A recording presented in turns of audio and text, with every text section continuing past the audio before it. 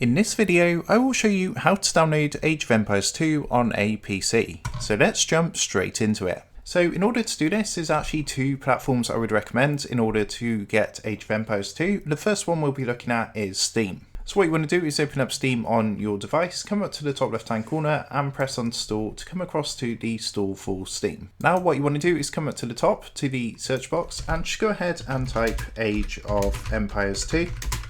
And then go ahead and press enter. So there's a few different editions. So as you can see, we've got the original or we've got the definitive edition, which is a new updated edition with HD support. So what you want to do is click onto the edition that you want to purchase, and then you just want to scroll down and click onto add to cart. Once that's done, what you can then do is select purchase for myself, and then you just need to go ahead and choose how you want to pay. Once that's done, press continue and you will be able to go ahead and download and play Age of Empires 2 through Steam. The second way to do this is to purchase it from the Microsoft Store. So to do that, come down to your search icon in the bottom left hand corner, give this a click and then type store.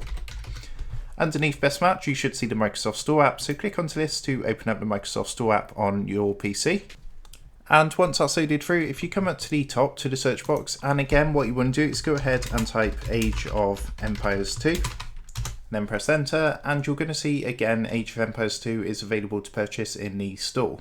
Now, if you do have Xbox Game Pass, this is actually free at the moment with Game Pass. So as you can see, because I've got Game Pass, it's saying included, so we can get access to the definitive edition or the definitive collection.